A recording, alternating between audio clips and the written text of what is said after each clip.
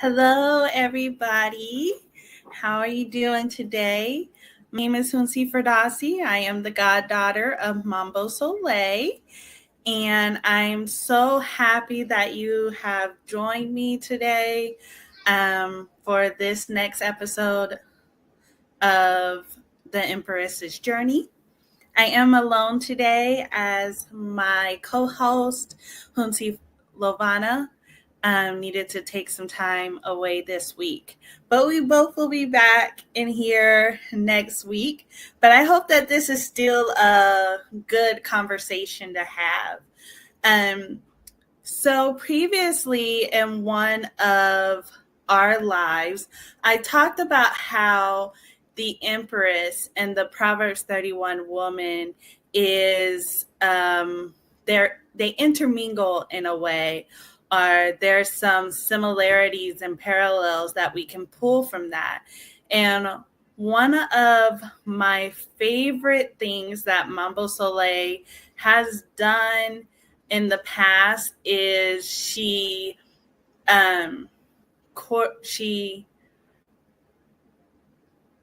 provides parallels between the tarot deck and scripture. That way, when you are divining, you can pull on scripture in your interpretations, or you can use those cards as a place where this is, if you're using divination in your spell work, and you pull on a certain card, you can also pull on scripture that can aid you in that working. So that's one of the things I really love that she has done. And so leaning on that a little bit, I wanted to talk about both of these archetypes and how these archetypes can help us continuing on a journey of feminine power and purpose. So for some of you who didn't grow up in the church, you may not know what a Proverbs 31 woman is. But a Proverbs 31 woman is a archetype that I had aspired to achieve as a Christian woman. And now as a spiritualist, my hope is to align with the Empress of the Tarot, as me and Lovana have discussed previously. And so when we're exploring the archetypes of both of these, we can learn about feminine strength and wisdom, and learn how these symbols align and diverge in empowering us as women today. Both of them provide guidance on navigating roles, powers, and the purpose of womanhood in a way. So who is the Proverbs 31 woman? The Proverbs 31 woman is an archetype that is found in Proverbs 31, 10 through 31. And I'm going to go ahead and read the entire scripture out to you, starting with verse 10 of the King James Version. Who can find a virtuous woman? And a virtuous woman is someone, as defined by the Webster Dictionary, someone who's having or showing high moral standards. It reflects qualities like authenticity, balance, and connection. So, who can find a virtuous woman? For her price is far above rubies. The heart of her husband doth safely trust in her, so that he shall have no need of spoil. She will do him good and not evil all the days of her life. She seeketh wool and flax, and worketh willingly with her hands. She is like the merchant ships, and she bringeth her food from afar. She rises also while it is yet night, and giveth meat to her household and a portion to her maidens. She considereth a field and buyeth it. With the fruit of her hands she planteth a vineyard. She girdeth her loins with strength, and strengtheneth her arms. She perceiveth that her merchandise is good. Her candle goeth not out by night. She layeth her hands to the spindle, and her hands hold the distaff. She stretcheth out her hand to the poor, Yeah, she reacheth forth her hands to the needy. She is not afraid of the snow for her household, for all her household are clothed with scarlet. She maketh herself coverings of tapestry, her clothing is silk and purple. Her husband is known in the gates, when he sitteth among the elders of the land. She maketh fine linen and selleth it, and delivereth girdles unto the merchant. Strength and honor are her clothing, and she shall rejoice in time to come. She opened her mouth with wisdom, and her tongue is the law of kindness. She looketh well to the ways of her household, and eateth not the bread of idleness. Her children arise up and call her blessed, her husband also, and he praises her. Many daughters have done virtuously, but thou exist, excellent them all. Favor is deceitful and beauty is vain, but a woman that feareth the Lord, she shall be praised. Give her of the fruit of her hands, and let her own works praise her in the gates.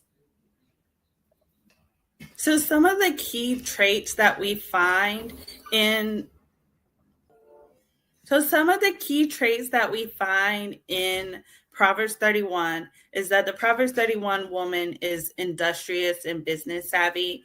She's nurturing and caring for her family. She's spiritually grounded and compassionate.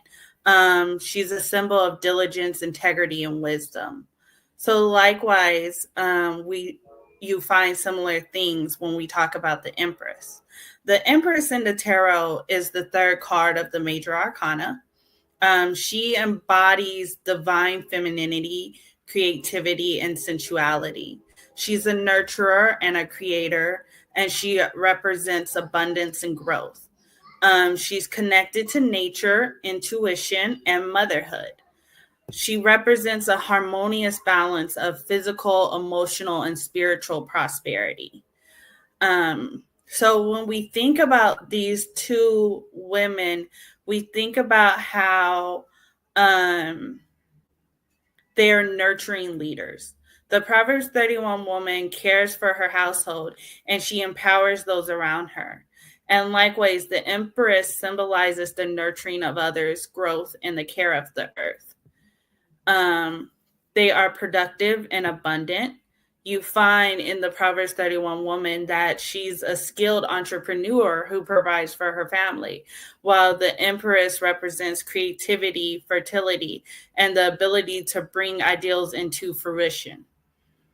They have both wisdom and intuition. The Proverbs 31 woman is grounded in her spiritual wisdom, whereas the Empress, she embodies intuition and connection to her subconscious. So you find that similar thing where they're grounded in the spiritual knowledge and wisdom given to them by spirit. They both speak of connection to community. Like the Proverbs 31 woman, she actively supports her household and the poor. And the Empress represents that interconnectedness and shared abundance as well. Um, I feel that though at times the Proverbs 31 woman can be misunderstood or misinterpreted, especially in the Christian church.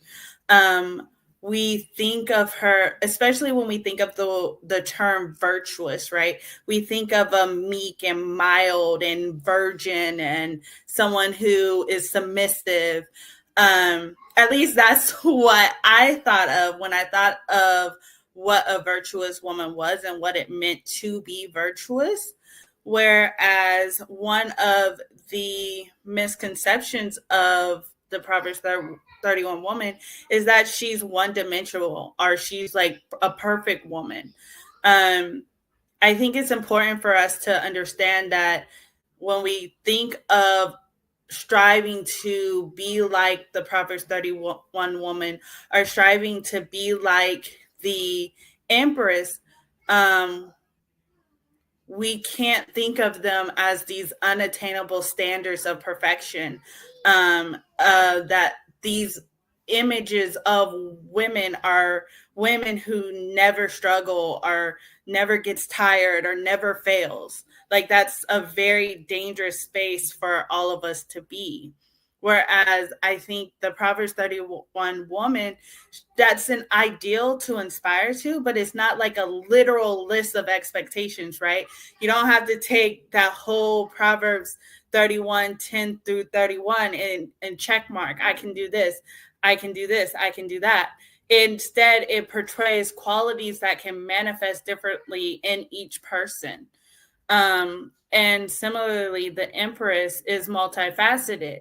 It represents the different aspects of feminine power, right? The nurturing, the creating, the leading, and the giving. Neither archetype demands perfection, but they invite you to embrace your fullness and growth over time. The Empress teaches us that embracing imperfections and natural cycles, such as rest, creativity, and even setbacks, are a part of true strength because that's life. Like, nobody is perfect. We're all going to go through things. This week has been a really rough week for me, but the mark of true strength is understanding how to navigate those setbacks, how to rest when needed, how to be creative in your approaches, right? And so let me try to use this in another example. Say I'm doing a tarot spread, right? And the Empress comes out. I'm not going to always attribute that to, oh, this is speaking to my querent, the person who's asking the question of me. This is speaking to them specifically. They are this woman who does this, and that, right? I'm not going to attribute all of the keywords, all of the traits, all of the aspects of the Empress card to my reading. I'm going to use my intuition to pull on what this card is speaking to me about the situation. And so very similarly, when we think of archetypes and things we aspire to be, we take the certain attributes, the certain qualities, and we add that to who we individually are, and where do we need to increase? Like, do I need to be more creative in this hand? Do I need to show up more as a leader over here? Right? That's kind of how we take qualities and traits and apply them to ourselves within our own wheelhouse. Another misconception of the Proverbs 31 woman is that her value is based on her domesticity. We think of her as only a wife, as only a mother, as only a homemaker. And from a biblical standpoint, from a Christian worldview, I can see how, especially depending on what denomination you lean towards, I can see how that can come up. For me, growing up in a Christian church or a Christian home, a strict Christian home, that was some of the things that I don't believe that it was blatantly stated to me that I had to be a homemaker, that I had to be a wife, that I had to be a mother. I don't think those were things that were like, this is what you have to do when you're older. But I feel like there's some things just based off of being on church that I just kind of incorporated in my ideal of what a woman is. And so when we think about the Proverbs 31 woman, we need to understand that even though the Bible describes her as caring for her household, it also highlights her entrepreneurship, it highlights her wisdom, it highlights her community involvement. She is a businesswoman. It talks about buying fields and making profits and being a leader who serves the poor and the needy, right? We can find that in Proverbs 31, 16, and 20. The Proverbs 31 woman is resourceful. She's generous in her community. Much like the Empress, she's a provider of abundance and creativity. The Empress reminds us that creation extends beyond homemaking. It can manifest in art and ideals and nurturing new ventures. I wanted to show my two favorite versions of the Empress. Um, this one from the Light Sears Tarot deck, she's visibly pregnant. In this one, in this one, in the Mermaid Tarot deck, she's a mermaid. She's not pregnant, but both exude beauty and elegance and abundance in their own way. The creativity and the colors and all of those things, while they are two different images, they still represent the same thing, right? So very similarly, okay. So another misconception that we have of the Proverbs 31 woman is that she is meek and submissive. Like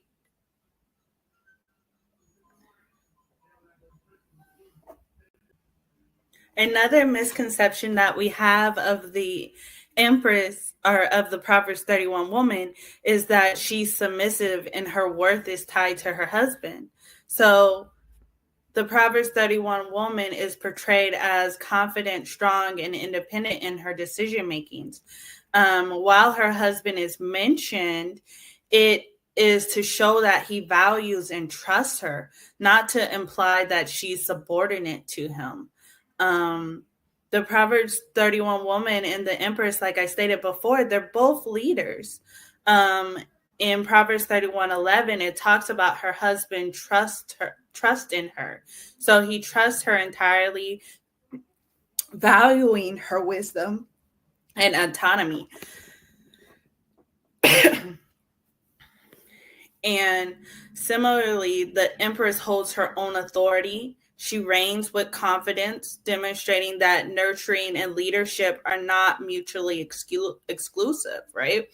As women, you don't have to be either a mother or either a businesswoman or either a homemaker or either someone who works outside of the home. You don't have to be a married woman or a single woman. All of that is what fits with you, what resonates with you. And so that leads into our next misconception is that the Proverbs 31 woman is only a married woman, that it's only exclusive for wives or mothers. When in reality, the qualities described, wisdom, kindness, diligence, and generosity, are applicable to all women, regardless of their marital or maternal status. This archetype encourages every woman to embrace her unique strengths and talents. Both archetypes transcend marital status, just as the Empress symbolizes creativity and nurturing energy for all individuals, regardless of relationship status. Both figures encourage women to find their unique expression of these traits. And I think that goes to say for all people, all of these qualities, somebody who is wise, somebody who is kind, someone who's diligent, someone who is generous, those are traits that we all as humans should encompass no matter our gender identities, right? The Proverbs 31 woman is thought to work relentlessly, that she never rests, implying burnouts is part of being virtuous. In the Black community, especially, we feel like we have to overwork, we have to overachieve. Burnout is almost like we feel as if burnout is almost a part of our nature in some way. Whereas this is a generational curse that we need to release and let go of. the Proverbs 31 woman, while she works diligently, she's also wise and intentional in her actions to avoid burnout. The Empress complements this perspective by reminding us of the importance of rest and pleasure and self-care as essential parts of productivity. Together, they show that rest is not laziness, but it's an act of replenishment. And that's something that Mambo Sole has talked about, right? In like some of her lectures on self nurture, self care, and how actually overworking can lead to difficulty in your prosperity, right? So it's important for us to remember that rest is highly important and that it striving to become these archetypes doesn't mean that we have to overwork ourselves. Another misconception is that the Proverbs 31 woman is defined by patriarchal standards. I think a lot of times when we move away from the church and when we move away from a Christian worldview, we're rejecting the patriarchy. And so that sometimes can look like rejecting all things or all descriptions of what a woman should be, can be, that is described in the Bible. Whereas I think that the Proverbs 31 woman is not a product of the patriarchal expectations for women. I think actually, given some of the other scriptures in the Bible, some of these things can be contradictory to some scriptures in the Bible. This passage specifically elevates the value of women in society that's often overlooked. The Proverbs 31 woman challenges her cultural context by embodying leadership. And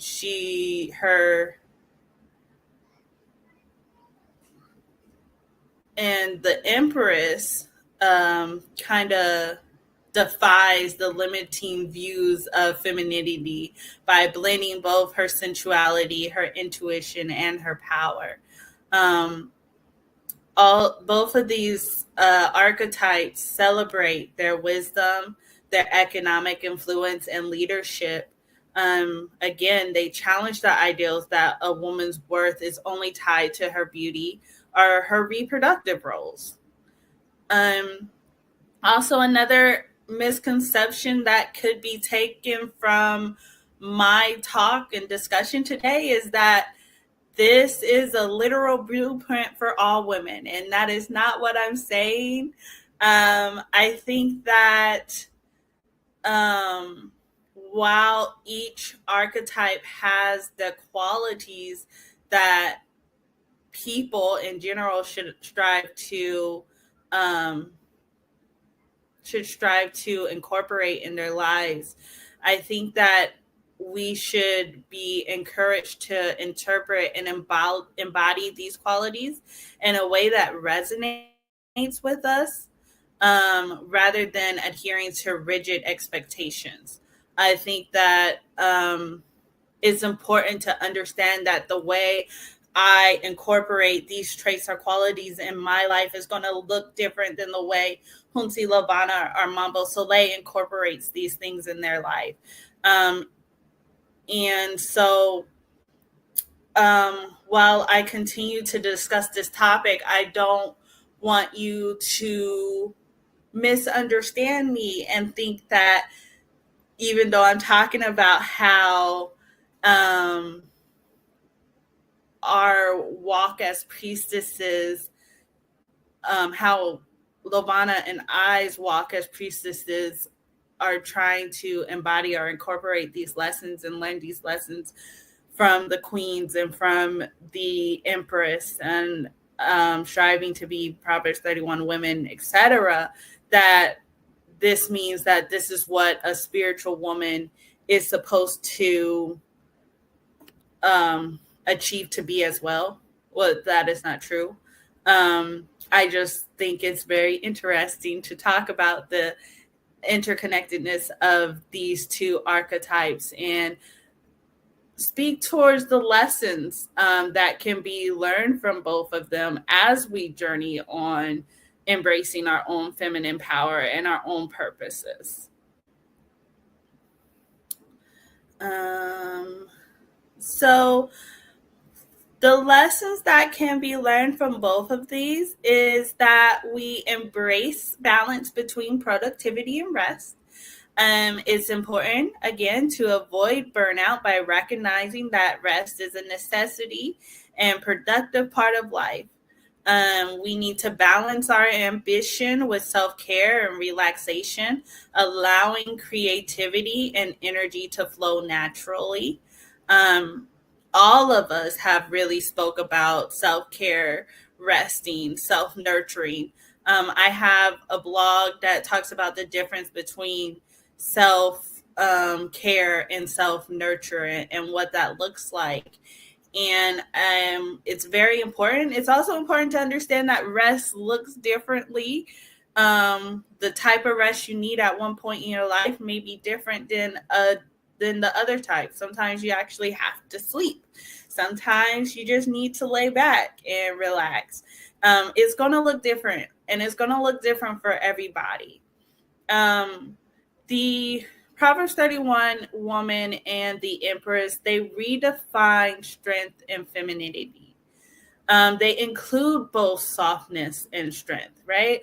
Like, one of the things that grinds my gears and gets on my nerves is when you see those Kevin Samuels types, followers, or whatever, are just these men that talk about how you have to embrace your femininity.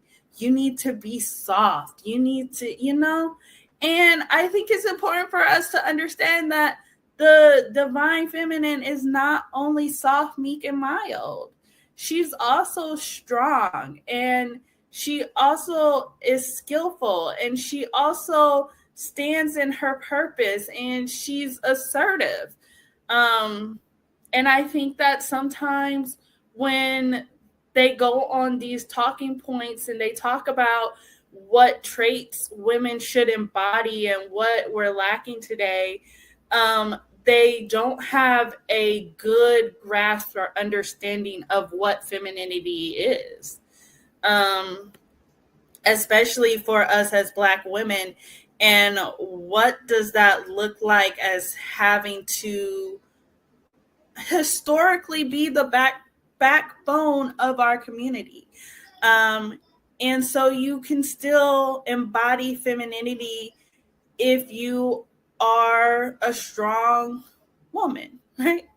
Um, if you are assertive, if you tactfully speak your mind, if you are opinionated, you don't always have to be quiet and soft and um, submissive. They also teach us about celebrating our creativity and our resourcefulness. So that teaches us to use our unique talents and ideals to create something meaningful, whether it's a business or it's a family or it's a piece of art or something else. We just need to trust in our own ability to manifest our own vision. We're getting to the end of the year, what society views as the end of the year. And a lot of us are going to be starting our vision board planning. Some of us may wait until, mid March, the end of March to, if we believe that April is the new year, but what have you. In the next couple of months, one way or another, we're going to be envisioning and planning for 2025, for that year for us. And it's important for us to sit with ourselves and understand what our vision is and what a fulfilling life looks like for us individually, not what we think society thinks a fulfilling life is, not what we think our parents think a fulfilling life is, not what we think our husbands, our partners, our spouses think a fulfilling life is. It's really about us being connected to ourselves, being resourceful within ourselves, and embracing our own creativity to fulfill that dream for ourselves. Um, 2024 has been a year of a lot of uncovering, of a lot of releasing, a lot of walking away. And I think as we go into 2025, it's important for us to um, understand that nine is the year of fulfillment, and we're ending a lot of these cycles that we have been and habits and old things. Speaking on that, I do have a ritual coming up in January. Believe it's January 18th through the 20th. The link to the WhatsApp group is in the discussion or in the description of the video. But basically, that ritual is Phoenix Awakening, and it's all about acknowledging what needs to be released and removing blockages, removing old habits, removing people, all these things that we have struggled to all year to let go of, and just release it and embrace new things, make room for new things to come in for our lives in the new year. So if you're interested in learning more about that ritual, go ahead and click the link in the description. And I'll be happy to answer any questions and talk more about that. We also learn from the Empress and the Proverbs 31 woman to lead with compassion and generosity. It's important to make compassion a cornerstone of our leadership, whether we are at work or within our family or in our community. Grace is so important. And I think that, for me specifically, this has been a lesson that I'm learning. I'm learning how to be compassionate. I'm learning how to stand up for myself and to be assertive without completely being a bully. And it's like when your throat chakra finally opens up and you're like, okay, I was way too passive. Now I need to find that balance between being passive and being aggressive. And so both of them teach us those lessons on and help empower others by sharing our knowledge, time, and resources generously. As leaders, as as leaders, it's important for us to be both generous and compassionate. These archetypes also teach us about valuing our intuition and our inner wisdom. It's important for us to honor both our logic and intuition in decision making. Um, it's important to cultivate practices like journaling and meditation and prayer so that we're connected to our inner wisdom. We talked about how we chose the Empress journey versus the High Priestess journey because while the High Priestess speaks towards being connected to your intuition and your inner wisdom and etc., the Empress collects all of these lessons that we learn from all the queens together, and we express it and embody it in a particular way. So while we need both the intuition of the Queen of Cups, we also need the ability to stand in our own wisdom and to really sit with ourselves that is displayed in the Queen of Swords, right? So, another thing that these archetypes teach us is how to define success on our own terms. And this is what I was talking about before, that we needed to break away from societal definitions of success. We need to define what fulfillment looks like for us. What does that mean for your career growth? What does that mean for your family? How do you creatively express yourself? What does your own personal peace look like? And how do you continue to pursue that unapologetically? Um, and how do we do all of this while also honoring interconnection and relationships, right? Like a lot of the times when you're trying to define who you are and break away from certain things, you may often isolate or exclude others. And while there's a period of time where we need that isolation and seclusion, it's also important for us to continue to cultivate meaningful connections. So while we're letting go of old connections that no longer serve us, it's also important for us to connect um, with people that align with us, with our new selves better. Um, we need to prioritize relationships that nurture us and that uplifts us. And we need to be intentional in the energy that we give to others.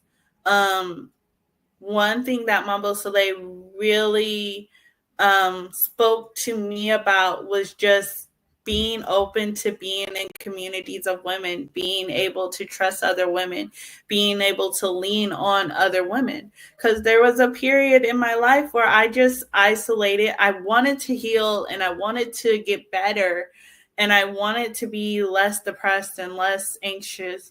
And I felt like if I just isolated from people as a whole and in general, then I would feel better and I would be happier. But doing that also started making me feel lonely. Um, and so community is so important. And I'm so happy that Mambo Soleil has cultivated a space where all of us truly are sisters. That's one of the things that when you come in a lot of communities lately, everyone wants to call you their sis. um, I don't like it. It seems disingenuous to me when you just have people just meeting and be like, "Hey sis, I love you sis." Like you don't know me.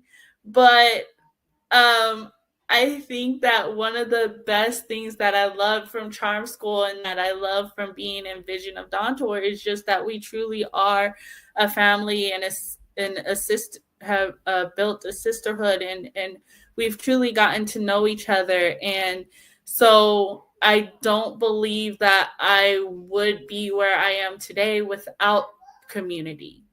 Like there's some healing that took place, but there was also um things that that I'm still learning while in community. There's some things that I'm still learning about how to connect with other people and how to interact with other people, that I don't believe I've ever got these lessons from before.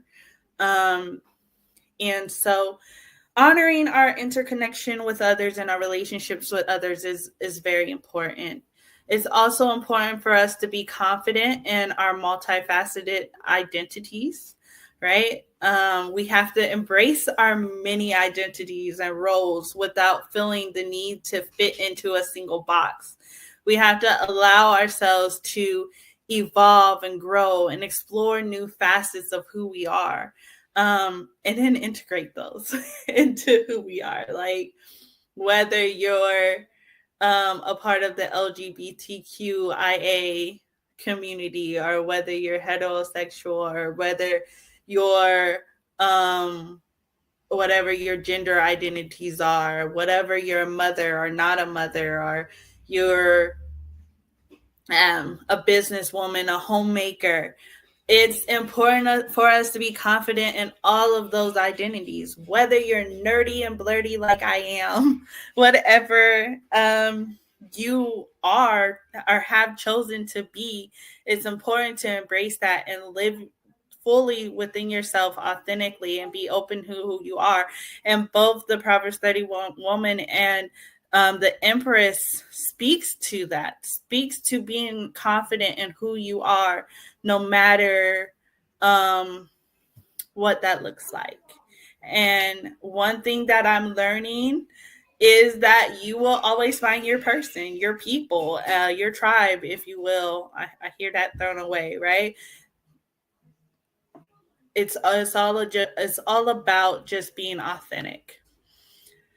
It's also important for us to practice gratitude, and we need to be grateful for the small blessings in our life. It's important for us to stay grounded and present and find joy in your journey rather than trying to rush towards the next goal.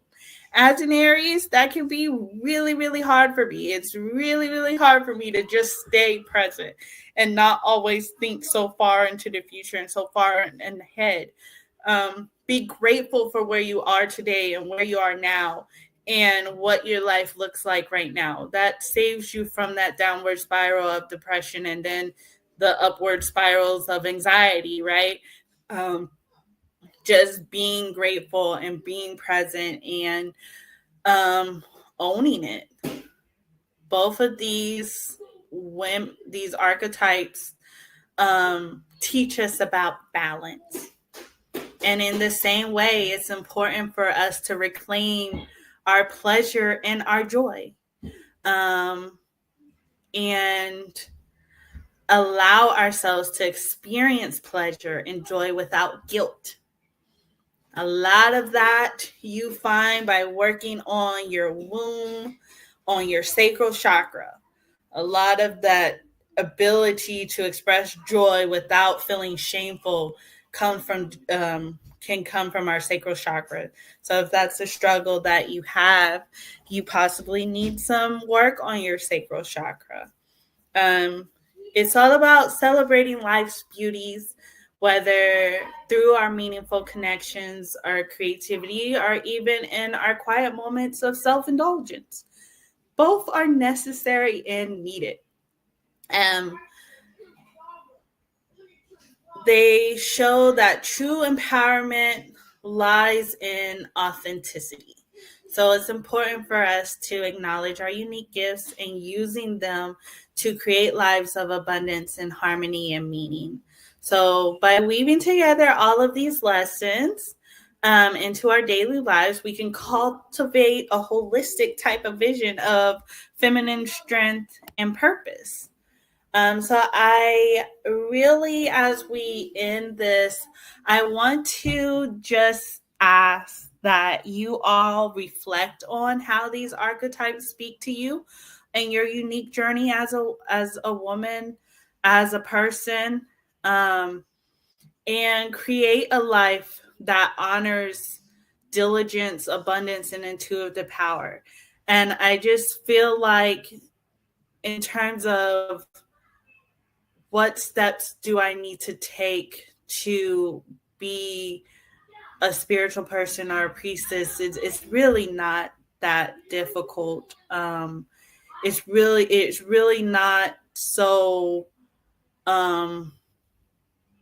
I think the word is dogmatic. There's just not all these strict things that you have to follow to be um a spiritually aligned person. Like, there are traits and qualities that you need, but it's not a cookie cutter type of thing, right? Like, everybody has their own unique journeys and their own paths, their own spiritual paths, their own spiritual journeys. So I hope that I was able to just um answer any questions that people had about embracing their feminine power and their purpose. Um, And if you have any questions, please reach out to me. You can do so at any of the social media apps. I'm Hunsi Ferdasi or Hunsi_Ferdasi on a lot of them, on TikTok, on Instagram, on Facebook. You will find my link tree in this description as well. You'll also find a link tree for Hunsi Lovana in there as well. If you're still struggling to embrace who you are authentically, you can reach out to any of us in Vision of Dawn Tour. You can reach out to Mambo Sole. Her website is soleilconjureshop.com. You'll find her consultations listed there. You can book a consultation with me at theexceptionalyou.com, I believe. Again, my link tree is in the description. Hunsi Lavana's website is Harmonious Healing.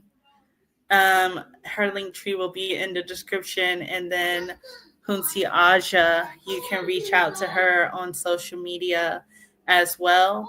We're all available to connect with you if you need a divination or what have you. I do have a specific divination on self-nurture, but any of my divinations, you can go on my website and book with me to answer any questions. I want to talk about some of the things that we're doing in Vision of Dawn Tour. Mambo Soleil's prosperity ritual, Rich Spirit, is amazing. I always, for the last 2 years that I've done it, I've always seen breakthroughs in my financial. I've always gotten blessed and called in specific things. I've moved states. I've gotten jobs. I've gotten money. So I highly, highly, highly encourage you, if you have any financial blockages, to join the WhatsApp group in the description for Rich Spirit. It will help you identify any financial blockages that you see, any heart blockages that you may have, and help you call in financial abundance and prosperity for yourself. And then my ritual, Phoenix Awakening, is in January.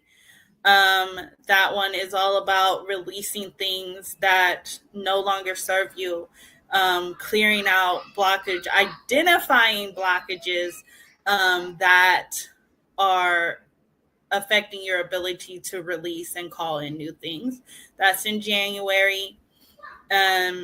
In February, we are bringing back our hoodoo, free hoodoo mentorship. We are coming to the end of that next week. So if you're interested in learning more about the basics of hoodoo, look out in our Facebook group, Sacred Roots. And you'll see some advertisements soon about joining the next round for February. And then March, I'm bringing back Sacred Awakening, and that's all about womb healing. And so that's a 4-week workshop designed around womb healing. There may be other things. Look out again in the Sacred Roots Facebook group. Join the Sacred Roots Facebook group if you haven't done so already. We would love to have you. And next week, we'll see you again for another episode of the Empress Journey with me and Hunsi Lavana. Bye.